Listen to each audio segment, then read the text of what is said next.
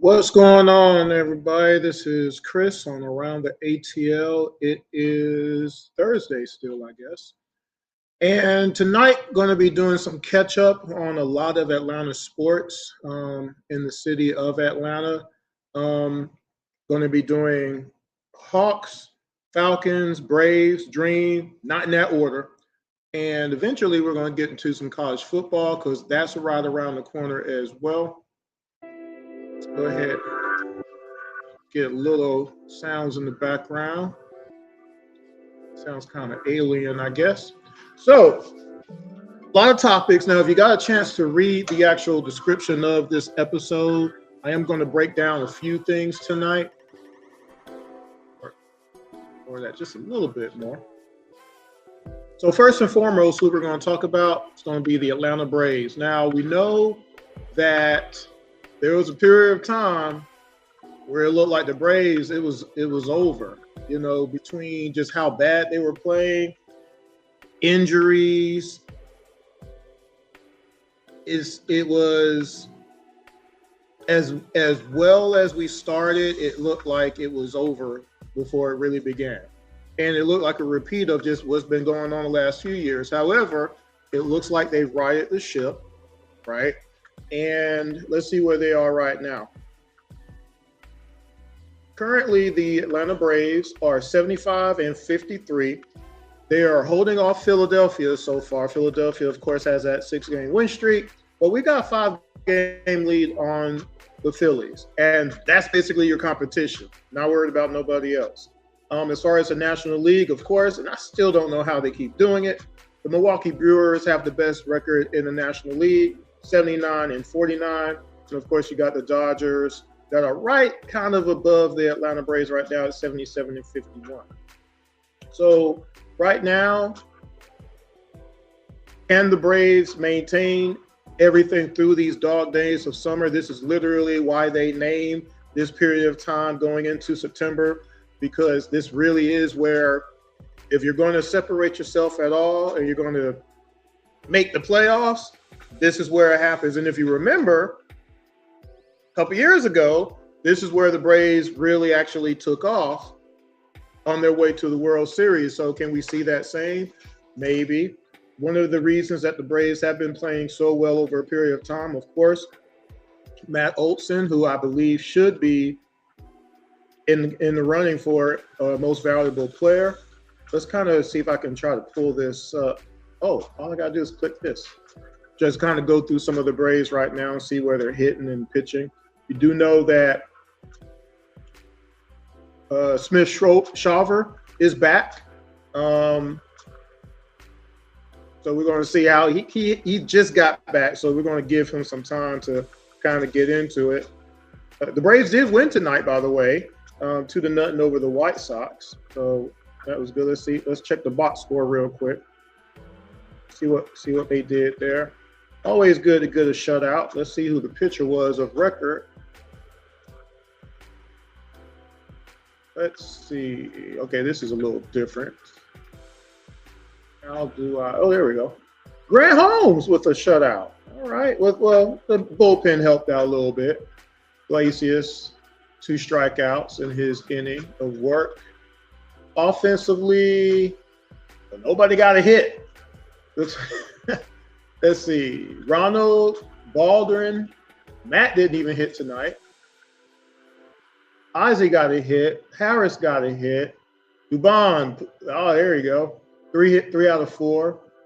And it looks like Riley got the 2 RBIs. So one thing I will say, and I was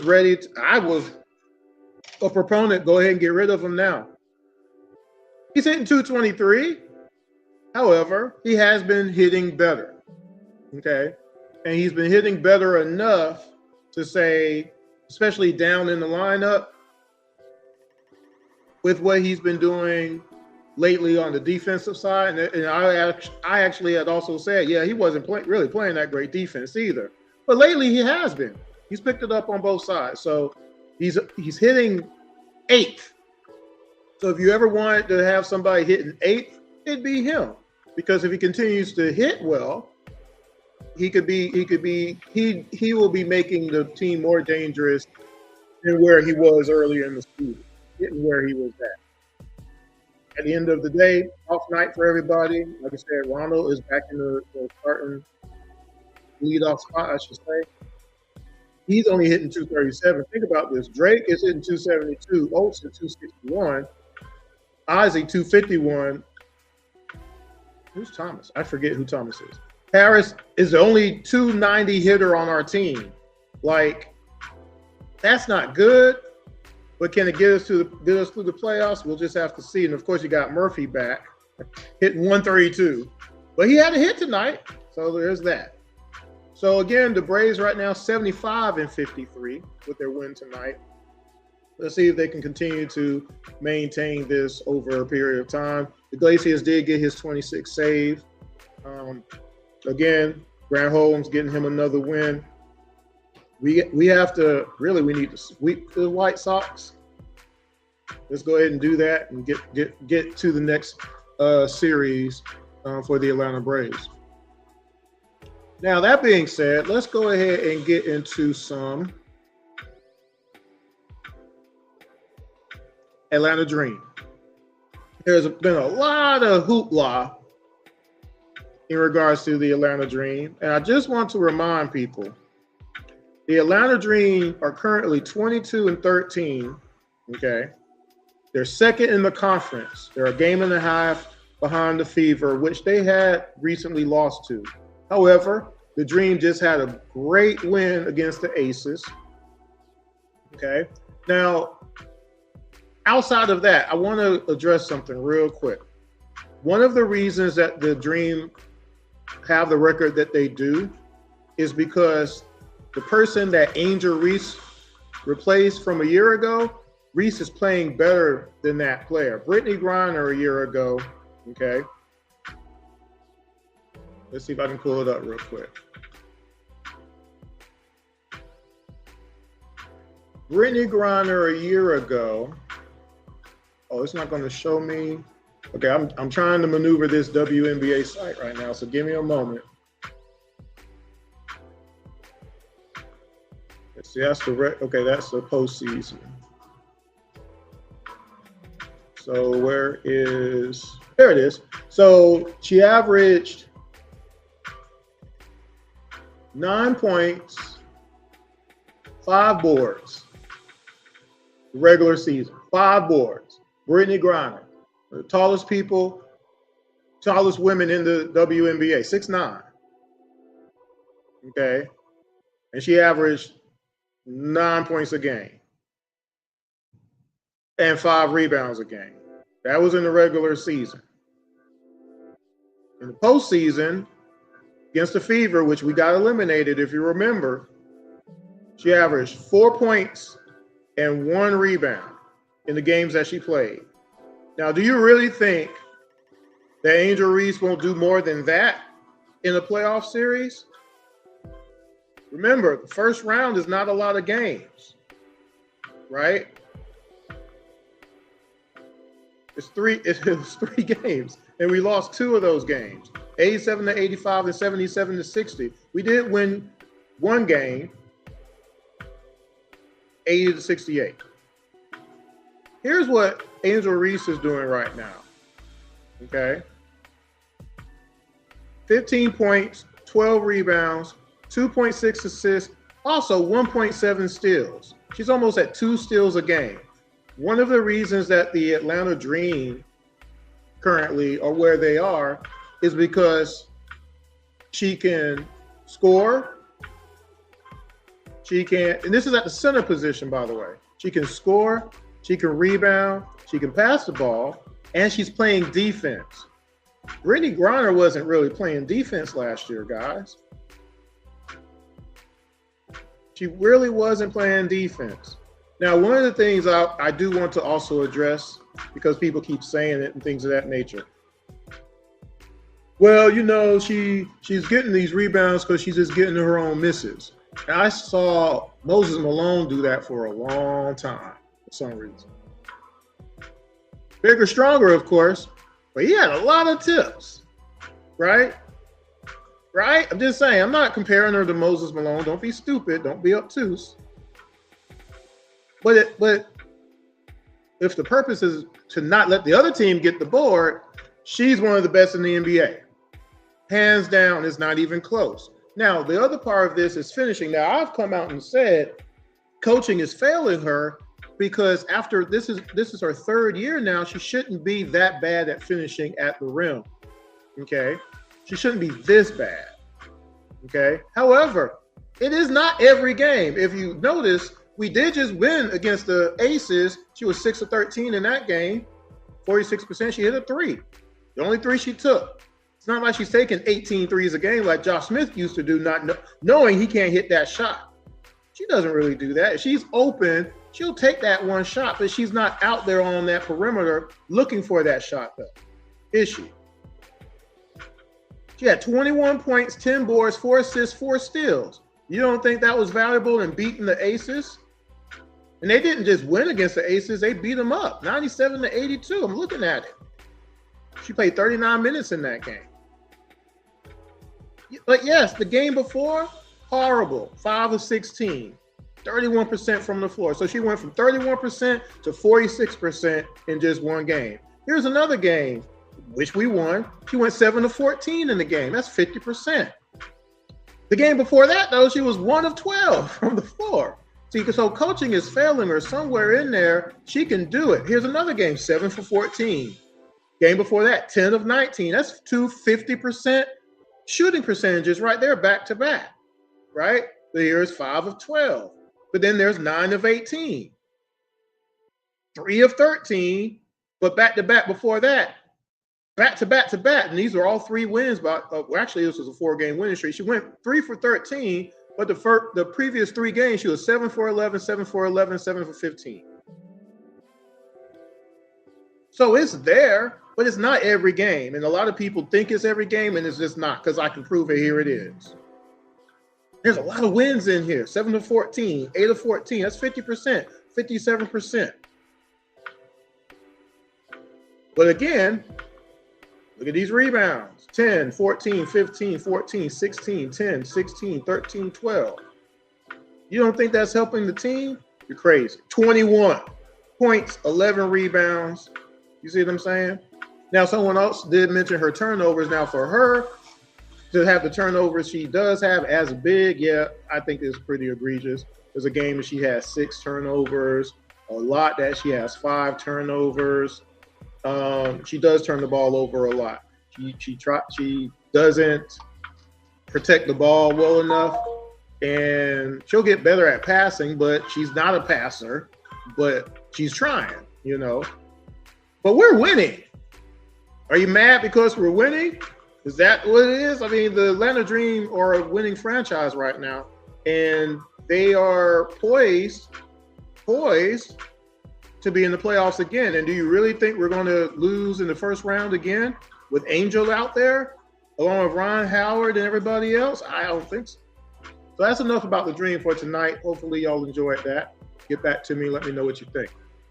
Let's switch up the music a little bit.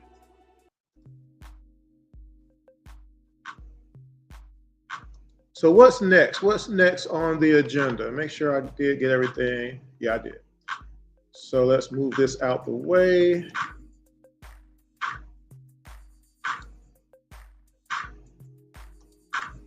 All right, here we go. So let's talk the Atlanta Falcons season. We know preseason, we're in full effect now as far as the preseason goes, and we know how bad it was game 1. Now, I did do a little video. I did a round of the day in regards to that first preseason game. I didn't do anything about stats. I just didn't think it was worth it. I did talk about it. Go watch that particular episode on around the ATL in earlier episodes. Tonight, we're going to talk a little bit about the current depth chart. Okay. So let's see if we can get that pulled up. Actually, I do want to do this first before we get to the depth chart. So we did have some moves. Zadarius Smith, outside linebacker, was signed. We did have some cuts. All on the 17th, Bo Collins, Christian Wilkerson, Emmett Brockington, Layden Robinson, and Matthew Hayball were all cut. All right. We know that James Pierce Jr. was suspended for 8 games, so that's going to affect things. Oh, right before that, Jack Nelson was cut on the offensive line. Trey Sermon, running back, he's on the IR. But yeah, Zadarius Smith. Now, we'll go ahead and talk about that because before I get to the depth chart. This was somebody who was retired, right? Wasn't or in the midst of it or whatever you want to say. But is this a player that can really help the Falcons or hurt the Falcons by taking up a spot that somebody else could maybe produce? I don't know. He was retired, okay? And so him coming back after not playing basically from last year on. However, production-wise, he's somebody who can tackle, so that could help the run. He had 9 sacks between the Browns and the Lions. He did have 9 sacks. So right now, again, remember the sacks that we've lost, over the last couple of weeks for injuries and suspensions and whatnot. So right now, can he be depth or can he start? I don't know. Again, he's been working out and things of that nature. We're just going to have to wait and see. So let's get into the depth chart. This kind of see. I don't know if it's updated. We're going to find out together. All right. So as of right now, and I did just see that Penix was still just 7-on-7. Now I don't know when we're going to rip the Band-Aid off, but this is. I see Tua and he's on 11-on-11s, and he had a great passing percentage and everything like that. But and I saw Cooper, and then Strand didn't get any reps with the first team. Okay, but Penix still going on 7-on-7. I just don't understand it. We need to find out if he can play or not. All right. So let's talk depth chart. Right now, Tua is number 1, Penix number 2, Cooper number 3, Jack Strand number 4. Cooper is still on the team. I'm not sure why. He got to go. Of course, on the running back side, you got Bijan, Brian Robinson, Tyler Goodson, got Nathan Carter. Wide receiver, of course, you got Drake and Dotson and Zacchaeus. You have Branch, Dylan Drummond, Chris Blair, and then you got Vinny Anthony II, Antoine Wells Jr., and Keelan Marion, and then also Bo Collins, which I just mentioned got cut, so he's no longer here. Tight ends, we got Kyle Pitts, of course, Charlie Warner, Austin Hooper. You got Joshua Simon as the 4th as of right now.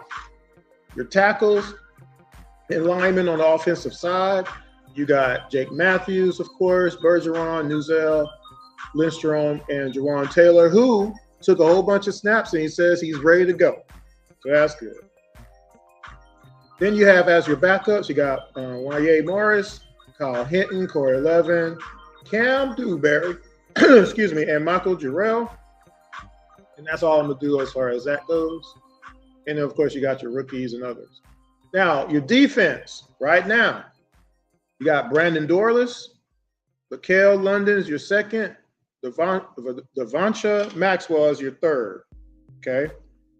Next, as your starter, you got Deshaun Hand right now as a nose tackle, as of the moment. Then you got Mason Smith, Ontario Thompson. Right now, he's not playing. Then you got Carlos Allen Jr. Then you got Zach Harrison, Chris Williams, and then Marlon. And then you got Zadarius Smith, Cameron Thomas, Ojulari. Then you got Diablo, Kendall Daniels, Josh Woods, Christian Harris, Howard Perkins. He's 2 right now. That's a move up. You got J.D. Bertrand. So right now he's gonna get some playing time. It looks like he's moving on up there. Linebacker again. You got right now they got Samson Ubuckham. Braylon Trice is 2. Then you got Cameron Sample. Of course, you got James Pierce Jr. suspended. He's 4th, 8 games. Cornerbacks, you got A.J. Terrell, of course, C.J. Henderson, Kobe Bryant. Jamie Robinson is your fourth cornerback there. J.C. Bates, of course, starting. Helms, number 2. Darren Hall. You also got Xavier Walks as your full safety right now. Sidney Brown, Natron Brooks still with the team. Then you got the other corners, Mike Hughes, Clark Phillips, Malcolm DeWalt the fourth. And then your last, Billy Bowman Jr., which right now not playing. Holmes, Evian Terrell, which also he didn't participate recently. And then you got A.J. Woods. Of course, you got Nick Folk as our new kicker. Looks like Zachariah is going to be our punt returner. Kickoff returner, looks like they got Brian Robertson slated. So what do y'all think about the depth chart so far with the Falcons? Now, that being said, we're talking about this season and we're talking about the preseason, what matters to you or not. I said, no, you don't have to win every preseason game ever. However, we only have 3 preseason games now, which means you only have a certain number of snaps for your first team, second team, third team, all the way down. So for us to look as bad as we did against the Denver Broncos, I asked somebody, it's like, okay, so what? So the whole Denver Broncos squad, all of them are just better than everybody that we have. See, I don't believe that. That's crazy talk. Someone said yes, automatically. I'm like, but what are you talking about? Do you not believe in our team? Right? We're trying to win a Super Bowl.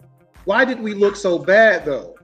How did it was allowed to happen to look that bad? You don't have to win, but you got to compete.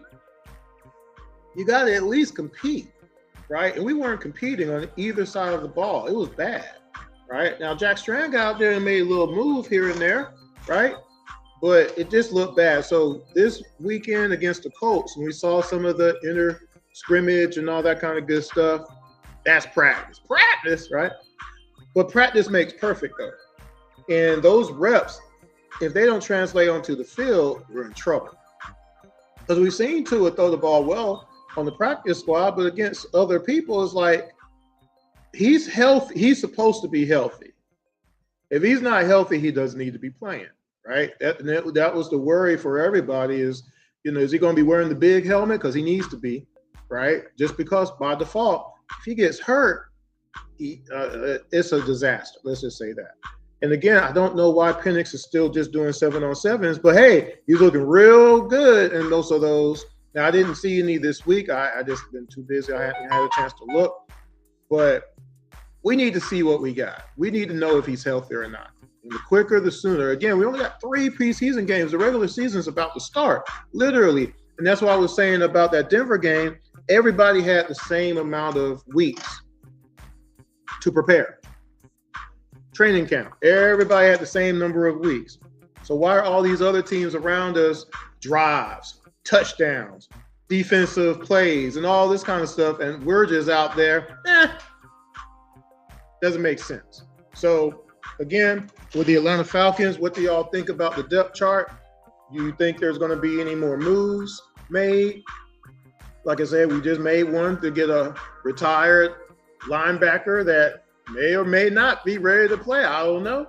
But they could help us with depth, which we're going to need for 8 weeks. We got to replace a certain amount of sacks for 8 weeks and for the entire season, but definitely for at least 8 weeks, right? So who's going to step up? We're going to find out. Last but not least, we're going to talk some Atlanta Hawks basketball. So let me get over here. Not now. All right. The Atlanta Hawks. Now, before I say anything, because this is going to be actually quicker than normal, because I've already talked about this in a lot of different ways in my most recent rants of the day. So make sure, again, if you haven't clicked on it yet, make sure you subscribe to the IMTN Worldwide Radio YouTube channel. Watch all the rants of the day that are listed, and then go and watch games 1, 2, 3, and 4 of the Atlanta Hawks versus New York Knicks 2026 playoff series, okay? Where I'm somebody who wants a championship. We needed a championship, and we didn't get a championship. Do you or do you not want a championship? First and foremost, okay? The Atlanta Hawks, yes or no, led in the series against the New York Knicks. Yes or no, the New York Knicks are not the NBA champions until they win the NBA championship. Correct? That makes them the best team. Correct? So when they were playing us, they were not the best team yet. And in fact, we're not playing well. Yes or no? They won game 1 by only 11. They lost the next 2 games by 2 total points. That's not great. Okay? And so again, you can't have it both ways. Either the 2 wins meant something or the 2 wins meant nothing at all. But it can't be both. We had the series lead. All we had to do is win game 4, and you're up 3-1. We would have been up 3-0 if we had played any defense in game 1. And all you got to do is go look and see who gave up the most defense in game 1. That difference in score wins you that game, which is what I'm about to talk about now. Worst defense rating in the 2025 NBA playoffs. Minimum 6 games played and 20 minutes played. Minimum. The worst defensive rating. The Atlanta Hawks in this graphic have 1, 2, 3, 4, 5 Atlanta Hawks players on it. Now, my immediate question is, how is that even possible? I need an answer. I would like an answer to this question. Because if this graphic was not true, the Atlanta Hawks beat the New York Knicks. There are no New York Knicks on this list. There's a Laker, 4 76ers on it, but no Knicks. Let me recant that. There's 10 people on this particular list. They took the top 10. So I'm sure, of course, there is more, but they just did the top 10. So there's no Knicks in the top 10 of the list. I'll retract that statement. Of course, I'm sure there might be. Jalen Brunson's probably on there. You know what Jalen Brunson has around him, though? People that can play defense, since he's 6'2", and guess what? Kind of smallish and doesn't play defense. Want to know how we know Jalen Brunson don't play defense? Because C.J. McCollum was licking his lips, hoping that Brunson kept guarding him. He was bragging about it in the presser, right? Until all of a sudden he wasn't. And what happened when Jalen Brunson all of a sudden wasn't guarding C.J.? It was a different story, wasn't it? Jalen Johnson, 125.3. Okongwu, 123.5. Dyson Daniels, 121.9. Nickeil Alexander-Walker, 120, and Jonathan Kuminga, 119.8. That's our core team right there. That's supposed to be impossible to happen, but it was allowed to happen for some reason. And it was all the basics of basketball. Not getting back on defense, not stopping the ball on a fast break, not blocking out, not contesting shots, not knowing how to play the pick and roll, not rotating, and not knowing how to switch, or just not switching. Leaving your man to fight for his life. I'm not going to provide no help defense. He's just going to score on you. Oh, you know what? You can come on in here. I'm going to just get out your way. You can lay the ball up. You know what? You're coming in here for this drive. And instead of me trying to block your shot, I'm going to turn around and try to block out somebody before the ball even goes up. These are all things that I've shown y'all in games 1, 2, 3, and 4 of the Atlanta Hawks versus New York Knicks 2026 playoff series so far, right here on Around the ATL. Go watch it. This is the first round. We were supposed to knock out the Knicks in the first round. Why didn't anybody want the Knicks to be knocked out the first round? We didn't play the last game of the season to make sure that we played the Knicks, right? So how did this happen? Why did it happen? I would like an answer. I see somebody. Let's see if it's an actual comment. Let's see. You've done your job pointing out everything that needs to be pointed out. Oh, for those who want to understand and know why and how we lost this series. Appreciate that. Oh, it's John. What's up, John? What's going on? And that is why I'm doing this particular episode tonight, although it's not going to be long because I'm about to leave. But all the previous episodes, if you watched before today, especially my rants of the day, is a diagram of either positional play or just regular anything. This is what's been going on for decades with the Atlanta Hawks. It's just not now. Okay, so I don't want to rehash the most recent one. I want y'all to look at it yourself. But this right here is ridiculous. Because not only did we not play defense in the series, we couldn't score. We averaged 100 points a game in the playoffs. Again, I have an episode talking about this in detail. But we averaged 100 points a game in the playoffs. Why? Because we didn't have somebody to get people in the best position possible for them to be successful. That's why. And what we needed to be able to count on, nobody delivered. And there was no excuse for it not to happen, right? What was the excuse? Oh, the Knicks was just so good. No, that's a lie. They were not good. I can prove it with game film. They weren't that good. We were just that much worse. That's how it happens. When you're playing bad, and again, I always talk about Sunday night basketball, right? You can win a game playing bad if the other team is worse. You know how it's not that hard. If I'm playing and I'm missing all of my shots, right? But I'm getting all the rebounds. I'm blocking shots or contesting shots. Get that out of here, right? I'm getting back on defense. I'm stopping the fast break. It's a 3-on-1 fast break. I'm going to stop this. Y'all ain't about to score. Not on me. I'm going to call out help, but I'm getting down. The oldest guy out there, I'm still getting back on defense. And I'm looking at you, and you're going to pass the ball here, and you're going to pass the ball here, you're going to try. But this is very, look at the wingspan. You can't even see it, right? You may or may not score. And if you don't score, now my guys are back, and now we can play defense. The Hawks can't even do that. 125.3, 123.5, 121.9. That's three of your starters. That's guys. What was the excuse for that? Why did we see OG just do whatever he wanted to do out there? Why was Jalen Brunson just running roughshod out there? He's the 6'2" guy. Who was guarding him? What was the excuse? I would just like to know what the excuse is. That's all. Because we were told, as I leave out of here, as the music kind of fades out, but I was about to come back, if you get rid of one player, the player that was holding back the entire team for 8 seasons, even though you have all these players since 2018 that are not even in the NBA anymore, barely holding on, none of them have won a championship anywhere else. None of them are the best, second, third best player on another team.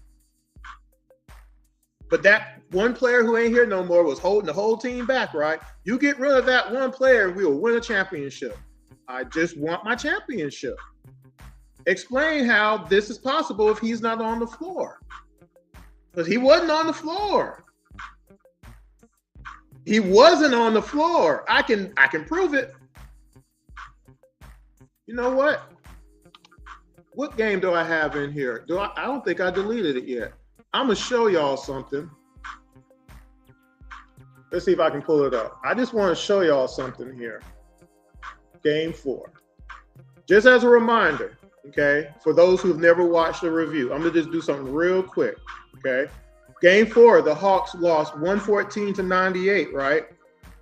Okay? In that particular game, CJ gave up 19 points in that game. JJ gave up 18 points in that game. And Okongwu gave up 17 points in that game. Okay? Those are 3 of your starters. They gave up the most points in that game. And in that game, on the offensive side of the ball, right? This is game 4, right? CJ had 23. Wait, my fault. CJ had, let's see, where is it? Oh, I didn't put the points on there for CJ. Oh, okay, I wasn't doing that. So I was just comparing what they did in game 3 to game 4. So game 3, CJ was 8 of 19 from the floor, 42% shooting, had 23 points. But in game 4, he was actually shot pretty good. He was 8 of 15 from the floor, 53%. Didn't hit a 3. Okay. But he was minus 17 and plus minus though. I'm losing my voice. Kuminga, game 3 had 21 points. In game 4, he was 3 of 10 from the floor, 0 of 6 from 3. Had 2 rebounds. He had 10 points. That's good. Jalen in game 3, 24 points. 8 of 19 from the floor. It's 42%. Y'all not going to get mad at 42%, are you? You've done it before, but you won't do it with, anyway. He had 10 rebounds, which I said we needed him to rebound every game. He didn't, though. Had 8 assists. That's almost 10 assists I said he needed to be able to get every game. Had 2 steals and a block. But in game 4, 4 of 12 from the floor, 1 of 5 from 3, 3 rebounds. Okongwu had 9 points and 7 boards in game 3. He had 6 boards in game 4. And if it wasn't for the last layup or 2 that he got, he would have had 3 straight games scoring single digits in a playoff series. But in game 4, he had 12. NAW, game 3, he had 14 points, 4 of 12 from the floor. He did shoot better in game 4, had 12 points. So he went from 9 points to 12 points. Oh, my bad. That's Okongwu again. NAW in game 3, he was 4 of 12 from the floor. That's 33%. Game 4, he shot better, as I mentioned. 5 of 11, 5 of 10 from 3. He had 6 turnovers, though. Dyson. And then you got Corey Kispert, the great Corey Kispert, 1 of 7. 1 of 7. He played 10 minutes and he was 1 of 7. He had 3 points. The great Corey Kispert. Buddy didn't even get a chance to play. Every time they put Buddy in, he scores the ball. But see, we were content with scoring 100 points a game because the coach said that's the way to do it. But here's what I want to see if I can find it. Let me see. First quarter, first shot. Let's see. I don't know if I'm going to be able to find it on the fly. Let's see. But there is a shot that I want y'all to look at. I don't know if I'm going to find it, but I'm going to try to find it. Robinson gets the dunk, no. Cap drives, no. Turns the ball over, no. Hart shoots a 3. I'm trying to find it.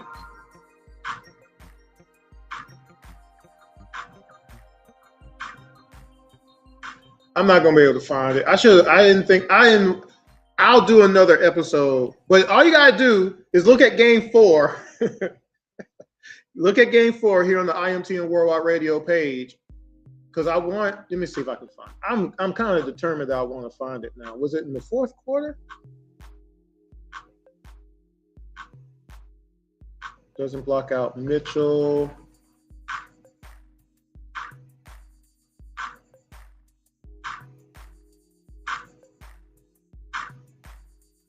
I can't find it. Oh, I did find it. There you go. See what determination gets you? Now I gotta see if I can find it on here. I'm gonna show y'all what I was talking about earlier because I mentioned it and I don't want to not show it.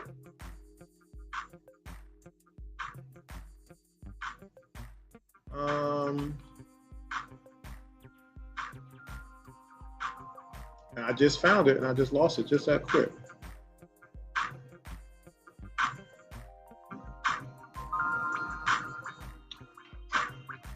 I just saw it. Oh, there it is. Okay. So I'm going to turn off the music real quick. Well, I'm not going to show. You're not going to hear sound in this clip. I don't do sound anymore. But I want you to look at this shot. So this is what happens. I'm gonna tee it up for you, okay? Brunson, top of the key, drives by NAW all the way to the bucket, okay? Keep that in mind. Okongwu initially looks like he's going to provide help defense. Remember, I just mentioned the Hawks don't play help defense. There's only like one time in I believe this game that they actually did, maybe twice, but they don't do it, okay? Okongwu initially looks like he's going to do it. He looks like he's going to contest. Brunson is coming down the lane. He stops, though, turns around before Brunson goes into his shot to block out Mitchell before the shot goes up. Now, I'm going to just ask everybody who's ever played basketball before, how do you block out somebody when the ball's not in the air yet? Can anybody explain it to me? I'm about to show it to you, though. Here we go. And I think I do have to turn off the music. So let's see. All right, there's that. And now 6-shot. This is the fourth quarter, by the way. Okay, 6-shot, fourth quarter.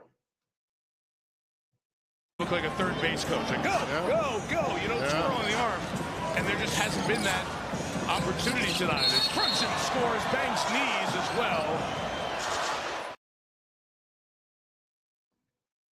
Now, I'm going to show it 2 more times just so that you know, I want you to see what you saw. You synced it for yourself because you don't ever have to believe me. You can go to NBA.com, click play-by-play. You can look at every shot the Atlanta Hawks have given up. Okay? You don't got to believe me. But here it is again. This is the 6th shot that the Knicks made in the fourth quarter. Look like a third base coach. Like, go. You know, twirl on the arm. And there just hasn't been that opportunity tonight. As Brunson scores, bangs knees as well. I'm not going to show it a third time because my blood pressure is going up. And this is why it's taking me so long to do game 5. Because game 5 makes me livid. Okay? Because we gave up. And then we gave up in game 6. But anyway, I want someone to explain that to me. Because see, here, and this is why I get so upset. Because people keep talking about defense and you don't want to make anybody else accountable. I just gave you a graphic, guys, that 1, 2, 3, 4, 5 of our core members of our team are in the top 10 of the worst defensive rating in the NBA playoffs, and you act like that's just all of a sudden out of nowhere, when that's not the truth. This is yearly. This was during the regular season as well. Oh, well, the numbers, There's a stretch. There is a stretch where you can say, well, these numbers going down here and these numbers going down here. And it was during that 11-game win streak when we were playing all those teams that were 40 losses or without their best players. And even within some of those games, we're still giving up too many points. We're still giving up too many fast break points. We're still giving up too many points in the paint. We're still giving up too many second chance points. People are shooting 50% from 3, but it was masked. I've said this and I've dictated this in other episodes already because of who we were playing. We almost lost to Philly, y'all.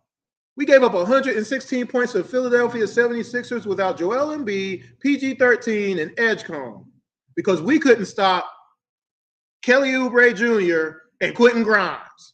Quentin Grimes had 26 points in that game. Who was guarding him? Who was doing the defensive job in that game?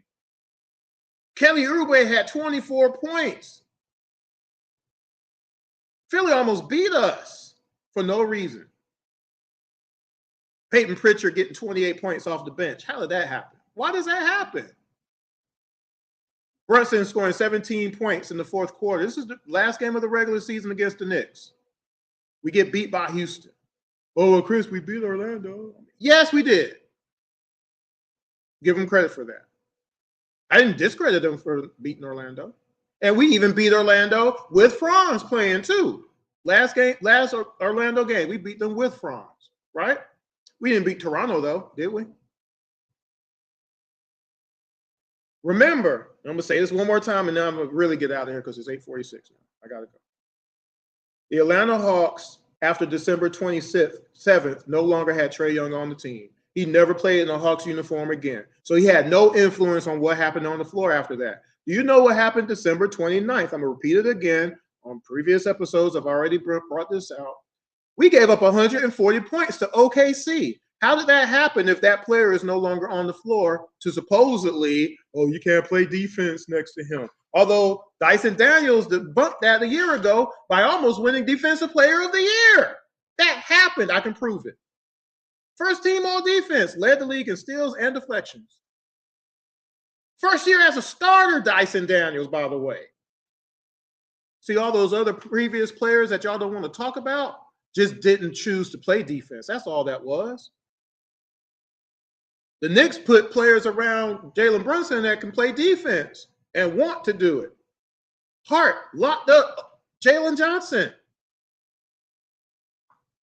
Defense, right? That really happened. That really, really, really, really happened. So, again,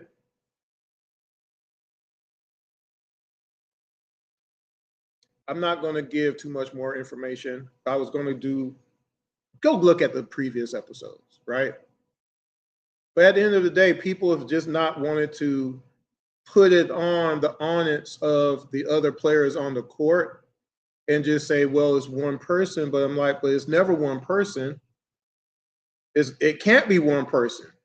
One person can't give up 130 points in a game. It's impossible. I showed y'all that Bulls game. We gave up 152 points. And I showed you the top 3 players who gave up points in that game, and none of them are named Trae Young. How is that possible? We lost that game by 2 points, by the way. Also, we left points on the board from passes because people keep passing the ball to people and they keep missing shots. In the fourth quarter, by the way. Nobody wants to say anything about that. They say that's made up. That's fake. And I'm like, you can't fake being first in the league in potential assists 2 years in a row. Steve Holman, the godfather of Atlanta Hawks radio, said, Chris, that's a lot of missed shots. That was in the offseason a year ago, he said that. Chris, that's a lot of missed shots. How would he say that if it wasn't true? You going to call him a liar too? I don't think so. At a certain point, everybody has a job. Just do your job. I want to see the Hawks win a championship. We need a championship now. Since we decided not to win one the last 8 seasons, we need to win one this season, 2026. The Atlanta Hawks need to at least be in the Eastern Conference Finals. Can at least we agree about that, right? Because we just watched a playoff series where, guess what? Trae Young wasn't there, and we're still not playing defense. Oh, that was the finish of my thought. Between December 27th and February 20th, the Atlanta Hawks lost 13 games. If we were so much better, why did we lose those 13 games? We win those 13 games, the Atlanta Hawks are second in the East. The real number 2 team in the East. The second best team in the East by record. If we win 7 of those 13 losses, the Hawks are a 53-win team. Why were we losing games at all, though? See, the win streak didn't start until February 20th. The trade happened January 6th. So how were we better from January 6th to February 20th? How? I'm asking a question. You don't got to believe me. You can go to any sports portal and pull up the Atlanta Hawks schedule for 2025, and you can look at the wins and losses. It's not hard. And you can also look at points in the paint, second chance points, fast break points, and the 3-point percentage that we would give up in some of these games. And a lot of them, it was horrendous. And it never changed. There was no adjustment. There was no coaching. Why do you think I keep saying, why don't the Hawks have a defensive coach on the bench that cares about defense? To stop making people play the pick and roll the way we do. The league knows we don't know how to play the pick and roll, and we don't care that we don't know how to play the pick and roll. And we get abused every single game. Abused. Oh, my teammate made it through the screen, but I'm going to still follow the ball handler, though. There's no reason for me to do. I need to stay with my man. No, Mitchell's going to get the dunk. Every single time. I would never be able to stay on the floor if I did the things that they would do on the floor. I could never get picked up. If I was to do what y'all just saw Okongwu do, turn my back as the player is coming, I'm the tallest guy out there, ready to block the shot or at least make the shot hard. And at the last second, man, let me turn around, see what's going on over here. Let me not get involved in the play. Avoidance. John Harris, who commented earlier, he saw a OKC game from 3 years ago where I showed Clint Capella move out the way and let the man lay the ball up. I need to find that clip. This is just the most amazing thing. It happens all the time. Just like that song. It happens all the time. That was Alec Key. Right? Why isn't there any accountability for all the other players that are supposed to be better at defense? It's one thing if the Hawks had nobody who's supposed to be good at defense, but that's not true. It might be a little bit different, but that's the opposite though. Yet in the playoffs, here we are. I want y'all to check out the rant of the day from earlier this afternoon. I posted it. I want y'all to watch that whole thing because I have a question in there that I want y'all to go and check out and answer it. So if you go to IMTN Worldwide Radio, go subscribe or at least look at it and check it out. Check out the other rants of the day. Check out games 1, 2, 3, and 4 of the NBA playoffs, Hawks versus Knicks 2026. Go check it out. Because game 5 is coming. And game 5, y'all saw that one clip. It's worse. Okay. So that's around the ATL for tonight. Hopefully y'all enjoy it. Like I said, I'm trying to catch up. I'm trying to, get some things under the gun a little bit. But hopefully y'all enjoy it. And I want y'all to just look at it from the perspective of, are the Hawks trying to win a championship or not? And I'll leave it at this. The Atlanta Hawks should have 5 championships, as far as I'm concerned. Okay? As I try to get this prepped up real quick. Hold on. The Atlanta Hawks should have 5 championships. We should have 1 with Dominique Wilkins, for sure, at least 1. We should have 1 with ISO Joe and them, Josh Smith, crew. Okay? They could have built around that. We should have 1 with Mutombo, Smitty, Mookie. You should have 1. Or if you don't believe that, we should have 1 with Paul and Al. Okay, so we should have either 4 or 5 championships because we should for sure should have had 1 with Trey, John Collins, Red Mamba, Hunter, that group. That should have been built up, and we should have a championship. But every single time there was an opportunity to really do that, the Atlanta Hawks organization said, nope, we're going to go backwards. We're going to go the opposite direction. We're going to do not what winning teams do, but we're going to just do and just see what happens. That's what they have done. Decade after decade, by the way, right?